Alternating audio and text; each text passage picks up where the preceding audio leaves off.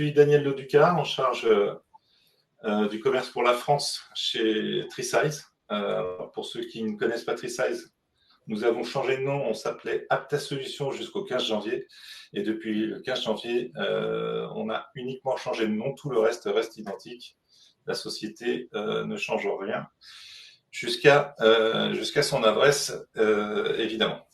Je suis en charge du commerce pour la France et je serai accompagné de Rui Lucena qui se présentera lui-même après qu'on ait parlé quelque peu de la société Tresize afin que vous sachiez, pour ceux qui ne le sauraient pas, qui nous sommes.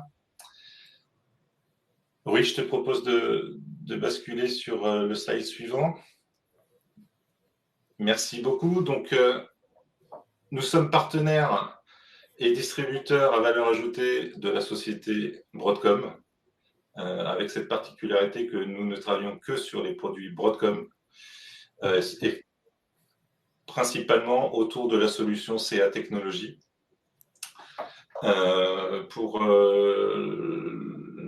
Pour des produits qui sont autour de l'automation, le ValueOps dont il est question ici, Clarity, Rally, l'automation avec Automic, Dollar-Universe, Auto6. Et nous sommes présents sur l'ensemble de l'Europe. Nous avons des pays des bureaux dans 11 pays. Et nous avons des clients au sein de 20 pays européens. Un chiffre d'affaires de 40 millions d'euros en 2023 et plus de 15 ans d'expérience. Aujourd'hui, environ une centaine de collaborateurs qui ont une expérience dans la vente, l'avant-vente et le consulting.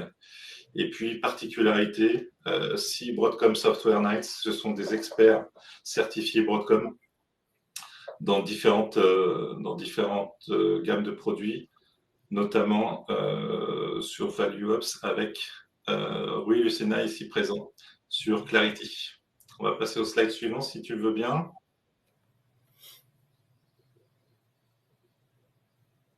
Voilà, donc très rapidement, je vais parler des experts. Effectivement, 3 experts sur Automic, 2 sur Clarity, 1 sur Rally.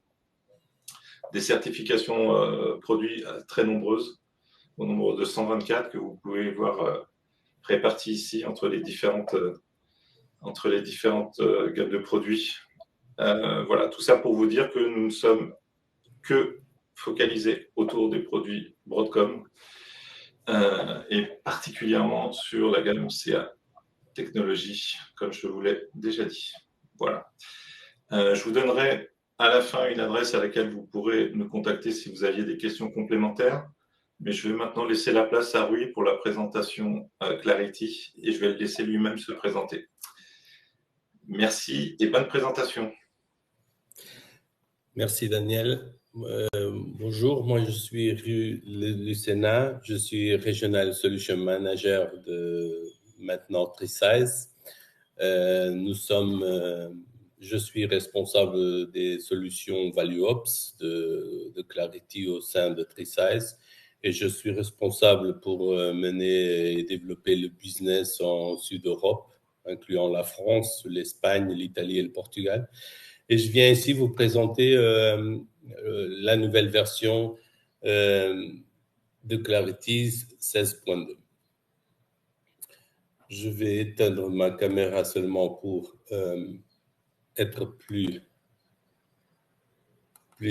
avoir plus de communication. Alors, la nouvelle version de Clarity 16.2 inclut plusieurs améliorations.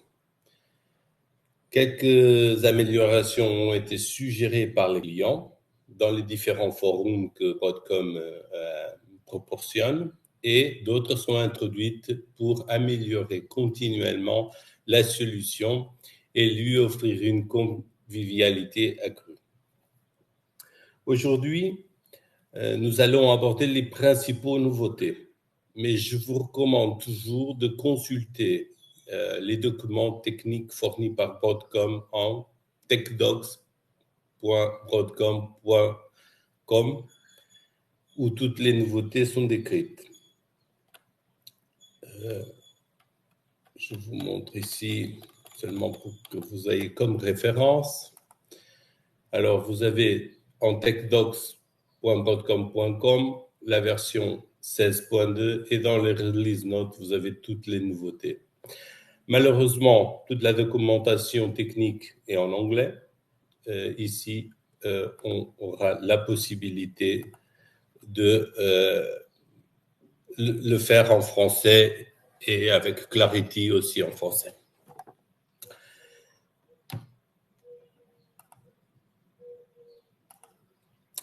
Alors, à la demande des clients, avec la version 16.2 de Clarity, vous pouvez désormais personnaliser votre menu principal pour améliorer votre efficacité.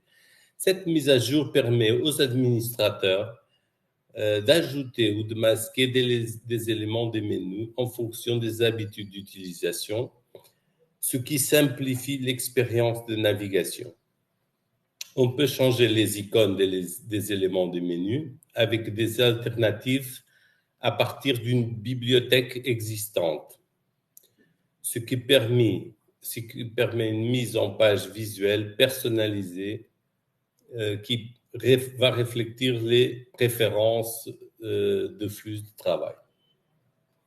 De plus, la possibilité de réorganiser ou supprimer des pages garantit que les outils essentiels sont organisés en fonction des priorités de l'entreprise. La nouvelle fonctionnalité permet de développer ou de réduire le menu principal aussi. On aura aussi l'option dans les tâches d'afficher l'aujourd'hui. Comme on voit ici dans cette image, sur les projets ou sur les investissements qui ont des tâches, on va pouvoir afficher l'aujourd'hui. Passons maintenant à Clarity. Alors,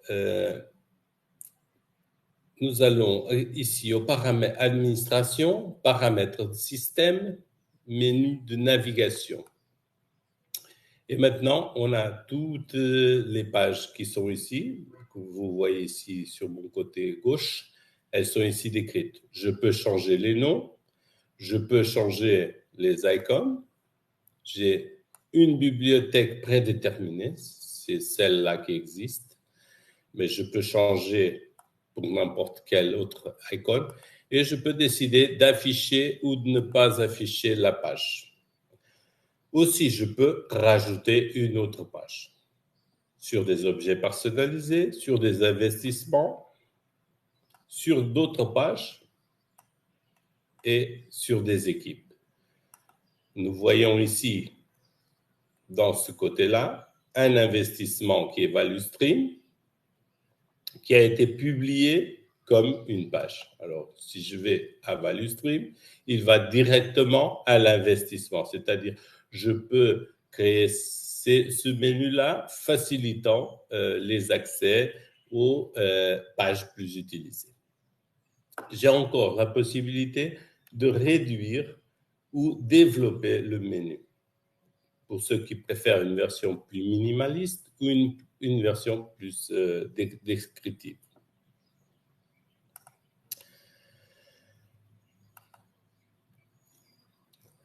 On a aussi, les clients ont aussi demandé et les administrateurs ont désormais la possibilité de créer des étiquettes et des infobulles personnalisées pour les champs des projets, des idées ou des investissements.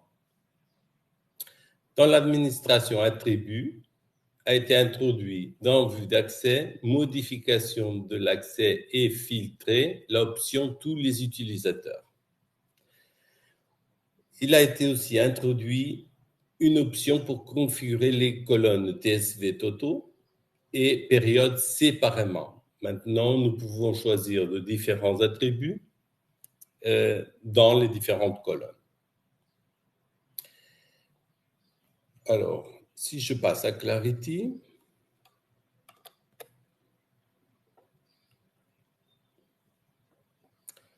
Administration, attributs.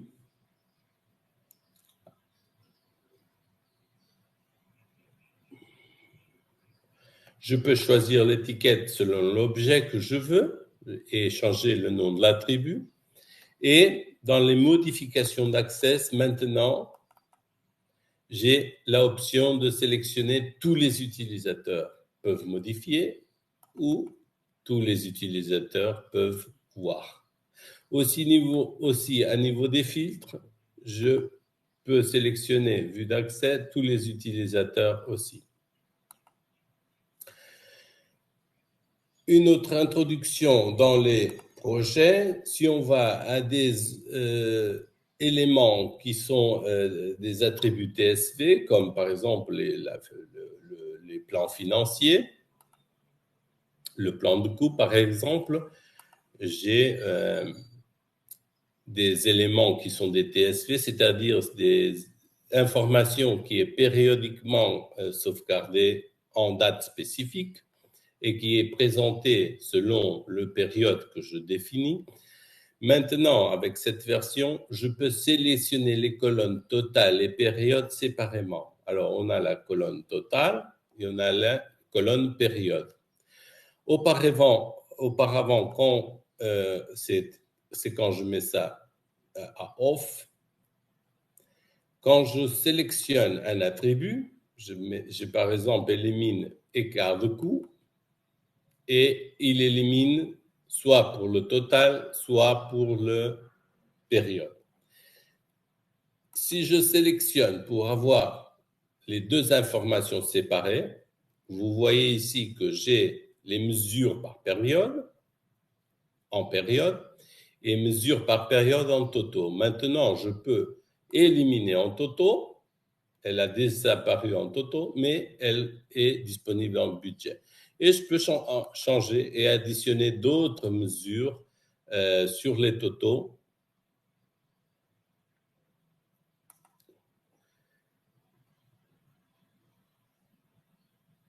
Et avoir d'autres mesures différentes. Il me les a mis à la fin. Alors, j'ai en période trois valeurs et maintenant, en total, j'ai 5 valeurs. Comme ça, je peux avoir un suivi par période de certaines valeurs et avoir un total où j'inclus plus ou moins d'informations. Retournons au PowerPoint. Il y a aussi introduit des améliorations générales au champ de texte. Les graphiques sur le status report permettaient des widgets à barres qui étaient horizontales maintenant et à l'option d'être horizontales et verticaux. Et on va voir les canaux vers l'expérience d'utilisateur moteur. Dans les versions précédentes, vous pouviez utiliser des canaux dans Clarity pour incorporer du contenu provenant d'une autre source, tel qu'un site externe, une application ou des zones contextuelles du PPM classique. Maintenant, on peut accéder on peut créer des canaux vers la nouvelle interface aussi. Et les canaux prennent également en charge le contenu contextuel avec des paramètres dynamiques. Le contenu avec des paramètres dynamiques, évidemment, n'est pas rendu en mode aperçu pour les canaux dans les plans, mais les utilisateurs peuvent les voir dans l'investissement. Et vous voyez ici tous les paramètres que vous pouvez utiliser pour avoir du contenu dynamique.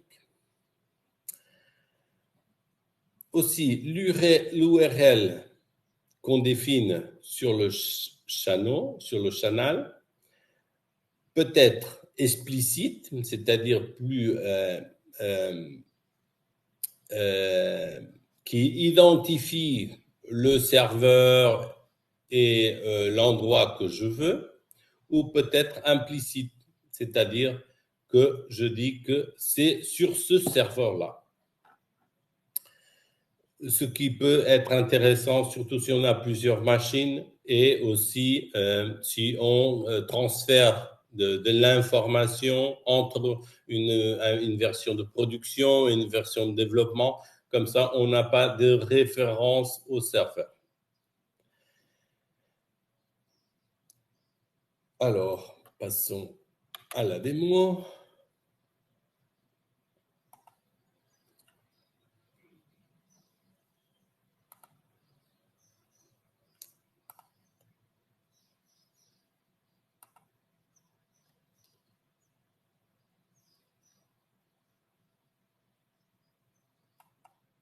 Ouvrons ici un plan. Ici, dans les modules, je vais prendre à modifier. Et vous voyez, je peux créer de nouveaux canaux. Ici, je vois une URL qui est référenciée sur ce serveur-là. Mais ici, je suis sur l'ancienne version. Je suis en train d'appeler un canal sur la ancienne version. Et ici, j'ai déjà une sur la nouvelle version. Dans ce cas-là, c'est explicite. Je dis exactement quel est le serveur. Mais je pourrais mettre la même chose et voir. La différence qui a été introduite dans cette version, c'est qu'il faut maintenant ajouter ce point d'exclamation avant ces variables-là pour éviter d'avoir ce menu duplié qui est cette option-là, Full Screen On, c'est-à-dire ça me désapparaît si on fait aperçu.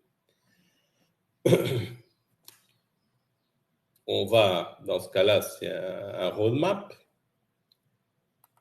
Si je mets off,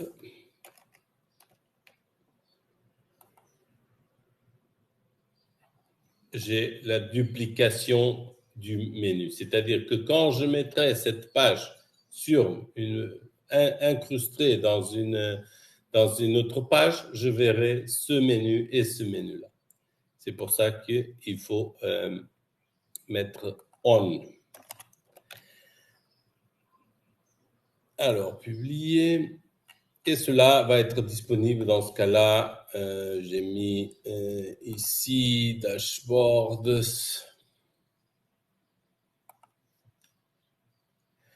Celui-là fait appel à un portlet de la version classique et celui-là de la version moderne. Ah, il n'a pas encore publié. Vous voyez l'effet d'avoir les deux en simultané. Alors, il faut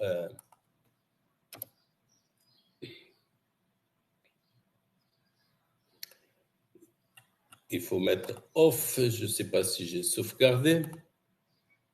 Il faut mettre on, je veux dire.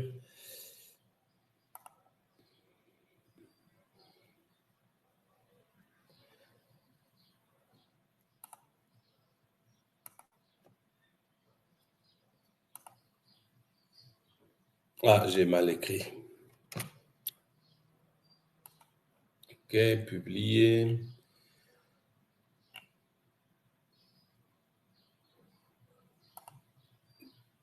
Comme ça, vous voyez pourquoi auparavant, on ne pouvait pas introduire la nouvelle interface parce que ça dupliait ce menu-là, ce qui faisait un peu étrange et même ça n'avait pas un air professionnel. Maintenant, vous voyez, on n'a plus le menu à côté, c'est-à-dire c'est intégré dans la page que j'ai publiée.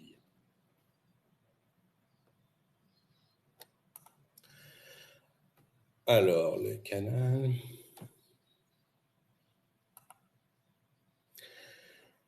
Nous avons maintenant un nouveau modèle de notification d'éléments d'action dans la bibliothèque d'éléments d'action de Clarity. Cette mise à jour améliore considérablement l'expérience utilisateur en mettant en place un système de notification dédié, spécialement conçu pour Clarity et distinct de la notification d'action de processus. Auparavant, on avait des processus qui envoyaient des notifications. Maintenant, dans la nouvelle interface, on peut envoyer des notifications basées en règles de métier. Cela permet de formater différentes notifications pour les éléments d'action et minimiser aussi l'impact sur les notifications des processus existants. Alors, si on va ici,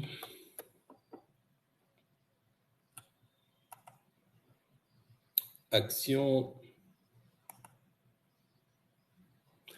Alors, je crée mon message avec des variables. Je peux toujours introduire des variables, comme ici, project name. Je écris un texte fixe. Dans ce cas-là, l'objectif est un projet.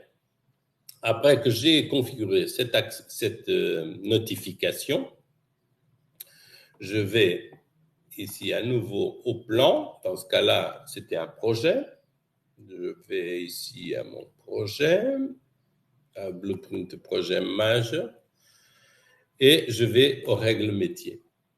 C'est-à-dire créer des règles que, dépendant des conditions que j'ai définies, je vais envoyer ce message-là. Alors, dans ce cas-là, c'est notifier le responsable quand le projet s'arrête. Alors, je crée la règle. Quand elle est égale en attente, alors j'envoie l'action on hold alert. Et cela va nous permettre de créer des notifications basées en toutes ces règles sans avoir la nécessité de créer des processus pour faire toutes les notifications.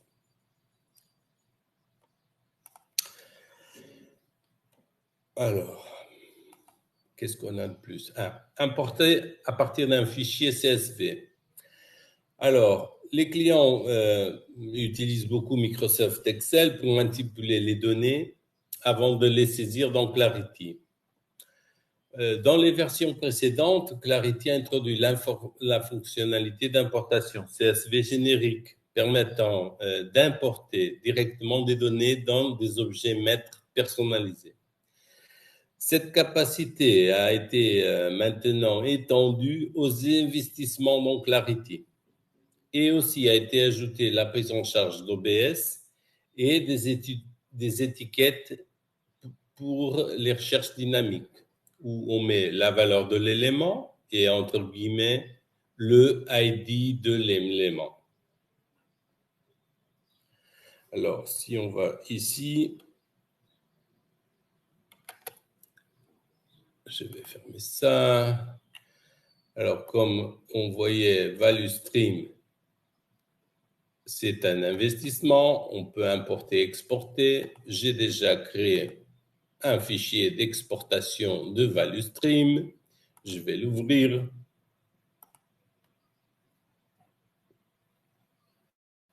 Alors, il a ouvert dans une autre fenêtre. Alors, vous voyez ici, je vais agrandir, un exemple d'une recherche dynamique où il met la valeur et entre guillemets le ID. Et toutes ces valeurs-là, je fais un export pour avoir un exemple et après, je peux changer mon exemple et rajouter tout ce qu'on veut et importer à nouveau ce CSV. N'oubliez pas que quand vous exportez, il va rester ici dans les notifications pour pouvoir ouvrir ou faire une sauvegarde du fichier.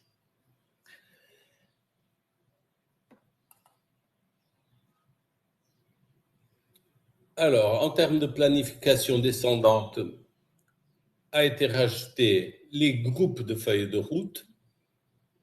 Les hiérarchies ont rajouté la chronologie des tâches, les tableaux pour les sous-objets et ont augmenté la limite de 3000 nœuds dans la hiérarchie. C'est-à-dire, je peux avoir 3000 différents éléments dans la hiérarchie, sauf si j'utilise SQL Server. Cela est valide seulement pour Oracle, si la base de données est Oracle ou Postgres.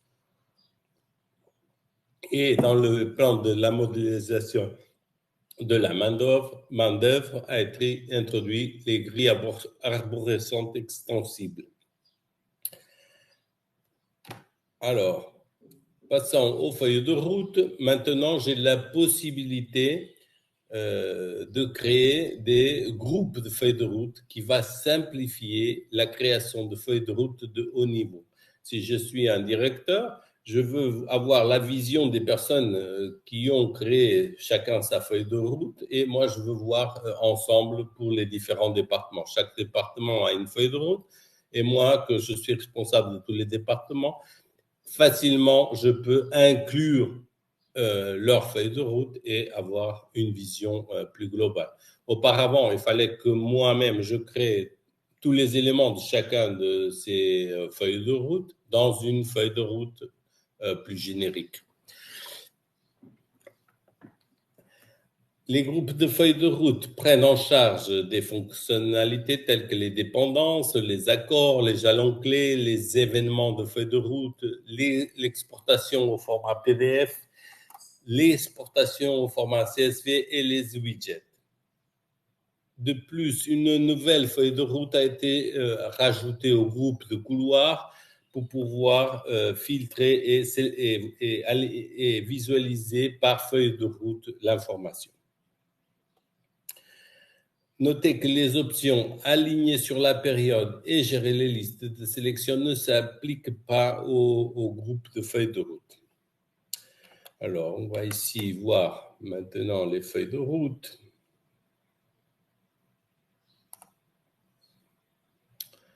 Alors, si je vais ici, je ne crée qu'une feuille de route. Si je vais ici, j'ai l'option de créer une feuille de route ou un groupe de feuilles de route. Ok, je vais sélectionner 2024. Et je vais dire créer. Alors, maintenant, j'ai mon groupe de feuilles de route et il faut que je sélectionne. Il faut faire double-clic, c'est-à-dire clic ici et maintenant ici pour sélectionner toutes les feuilles de route que je vais mettre dans cette feuille de route, dans ce groupe de feuilles de route. Alors, OK, fermé. Et maintenant, j'ai ma feuille de route avec toutes les feuilles de route existantes.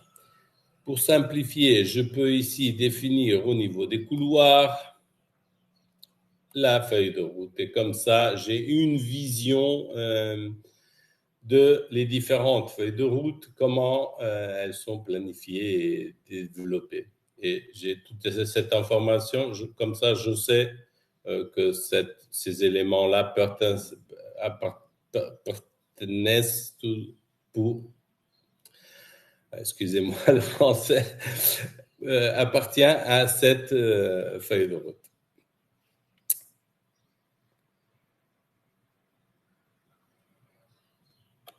Alors, maintenant, retournons au PowerPoint.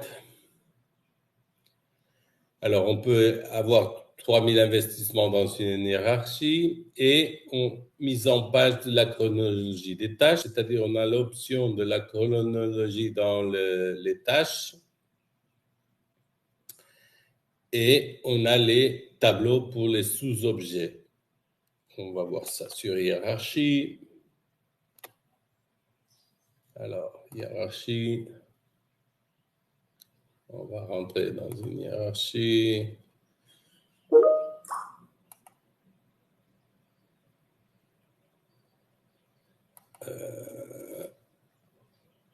Alors, nous avons ici les cartes. On n'a pas d'investissement, celle-là. Laissez-moi choisir une autre. Digital banking. OK, Celui-là, je dois avoir des statuts. Voilà. Vous voyez, maintenant, on a la possibilité d'avoir des tableaux sur les sous-éléments de la hiérarchie. Et si on a des tâches, on peut aussi avoir laissez-moi voir si je trouve une hiérarchie avec des tâches. Non, pas celle-là.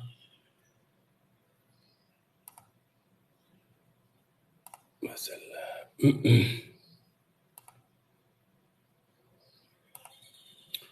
Une qui a publié les tâches.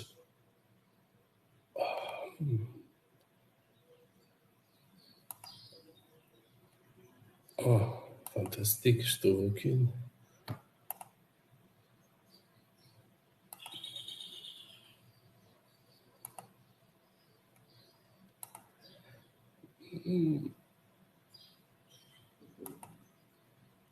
Bon, je trouve aucune. Mais non, c'était pas ça, investissement.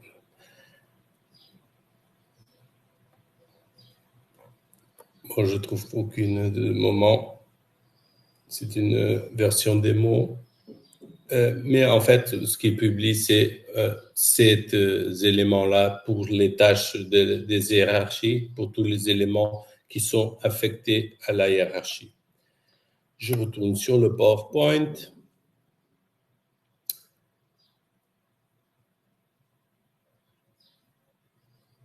Ici, on voit pour cet exemple, les tâches ont la possibilité de voir toutes, si on a les tâches publiées sur la hiérarchie, sur le blueprint des hiérarchies, on peut voir les différents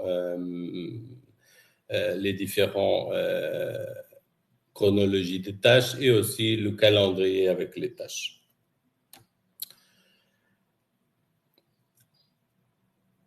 Vous pouvez aussi afficher maintenant dans les plans les relations parents-enfants de la hiérarchie des plans et afficher cette fonctionnalité en activant une nouvelle option dans les options d'affichage des plans qui est afficher l'arborescence extensible qu'on voit ici. En fait, c'est identifier quels sont les plans et quels sont les fils des plans et avoir cette vision en termes de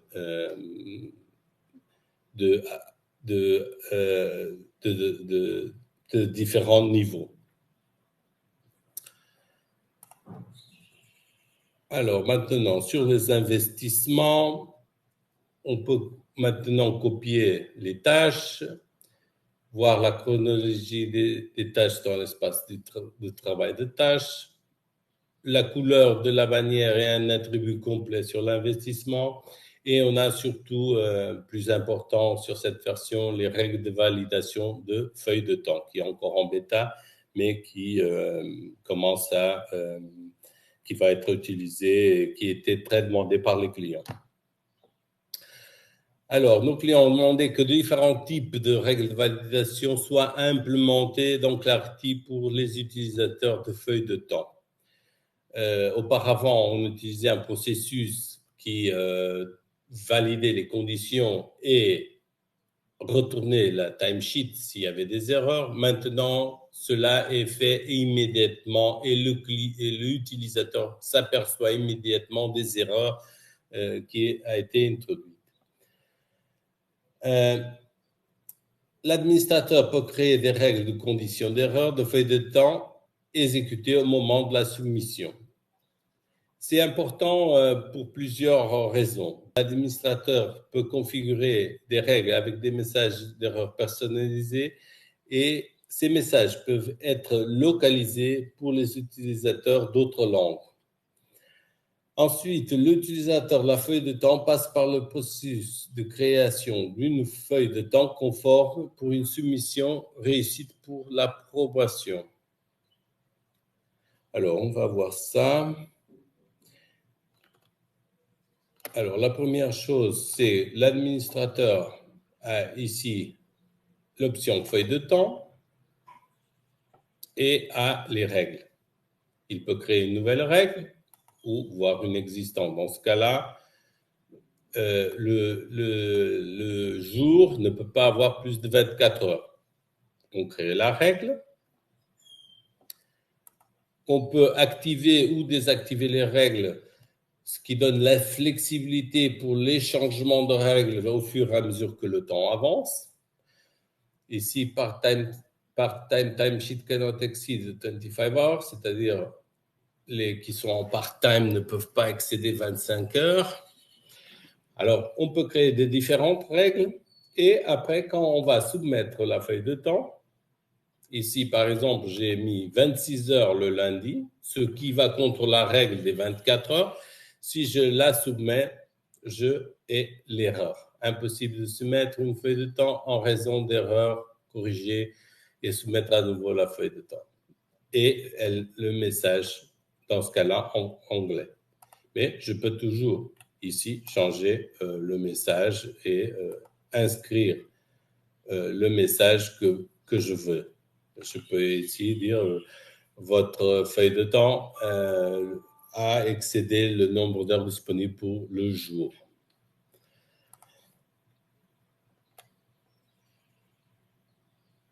Alors, retournons ici. Pour les ressources, de nouveaux attributs ont été créés, de la nouvelle capacité d'audit et surtout et important, l'activation de l'objet ressource pour les processus workflow. C'était une amélioration déjà demandée il y a plusieurs années permettant de lancer des processus sur les ressources. Alors, à niveau de ressources, on a d'autres champs, classe de ressources qu'on voit ici, la classe transaction, l'ouverture pour la saisie de temps et financièrement actif.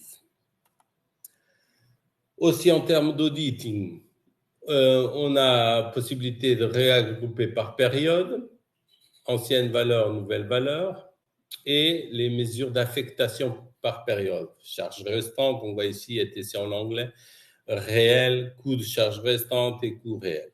Toutes ces informations sont maintenant auditées. Et finalement, l'activation de l'objet pour les ressources.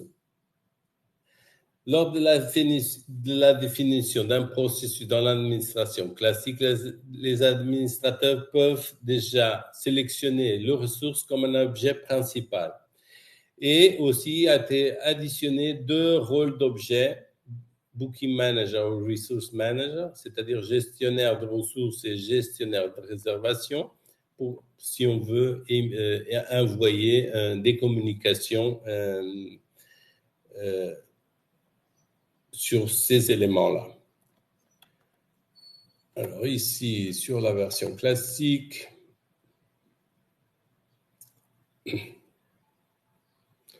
ça c'est très important, surtout pour les intégrations qu'on veut faire sur les ressources. Si un ressource est nouveau, si on peut déjà lancer beaucoup d'actualisations, cela aide beaucoup. J'ai créé un ressource process et on voit qu'on peut sélectionner l'objet ressource. Et avec cela, faire comme pour tous les autres objets. On peut être à la demande ou à démarrage automatique et créer nos processus comme n'importe quel autre objet. C'est quelque chose qu'on demandait il y a beaucoup de temps.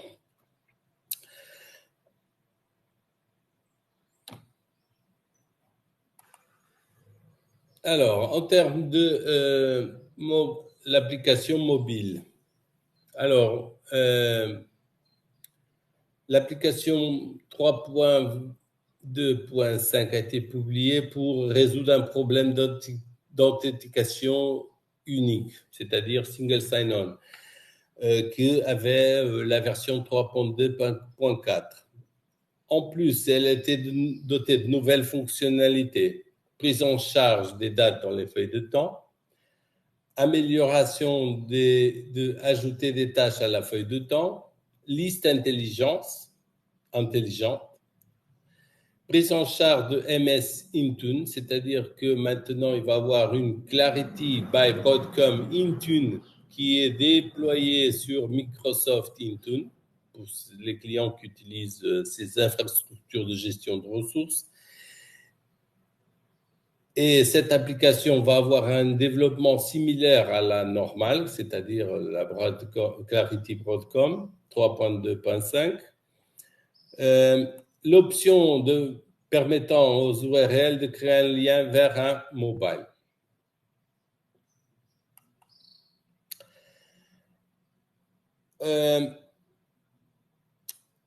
La connexion Clarity a été développée spécifiquement pour prendre en charge l'intégration des OKR Clarity avec les OKR Rally. Vous maintenant disposez des fonctionnalités améliorées pour mapper et synchroniser des valeurs des champs parents entre Clarity et Rally, ce qui simplifie la gestion des objectifs au sein de votre entreprise. La nouvelle fonctionnalité comprend un mappage simple des parents d'objectifs Clarity vers les parents des objectifs Rally, à condition qu'un ID d'objet Rally soit enregistré dans Clarity. Lors de la mise à niveau, il est important que l'administrateur Clarity implémente la nouvelle version du complément du contenu PMO Accelerator afin de conserver les fonctionnalités des tâches d'intégration intégrale. La synchronisation est constituée pour fonctionner en deux phases. La création initiale des mappages et les mises à jour ultérieures garantissant que vos données objectives restent synchronisées et à jour. Alors, nous, maintenant, sommes dans la version 16.2.0 qui a été lancée en 20 novembre 2023 et qui a une date de fin de service vers 2026. Ceux qui sont dans la version 16.1.3 auront une date de fin de service 30 novembre 2025, c'est-à-dire la prochaine année. Et la 16.2.1 est projetée pour 19 février 2024. Et voyez, toutes ces valeurs-là de 16.2 auront une fin de vie en 2026. C'est-à-dire, cette année-là, on va avoir jusqu'à la version 16.3 qui, elle, sera disponible jusqu'à 2027. Seulement, ces valeurs-là sont seulement référentielles. Il peut toujours avoir des changements dépendant du développement et des intérêts et des difficultés de Broadcom à introduire de nouvelles versions et peuvent toujours changer les dates. Mais et une référence pour que vous sachiez quel est le planning projeté par Broadcom.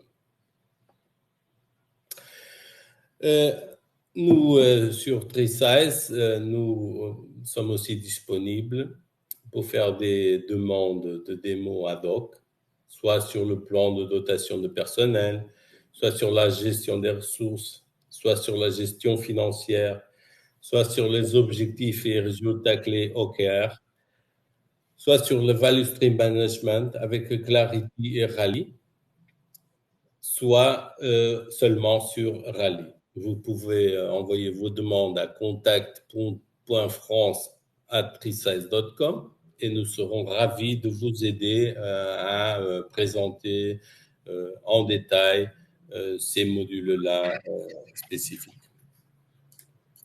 Tu veux rajouter quelque chose, Daniel? D'abord, je voulais te remercier. Merci pour cette présentation. J'espère que vous y avez trouvé un intérêt. Il nous reste quelques minutes. Est-ce que vous avez des questions à poser ou est-ce que vous avez des choses à évoquer? Vous avez la possibilité d'utiliser le chat pour ça si vous le souhaitez.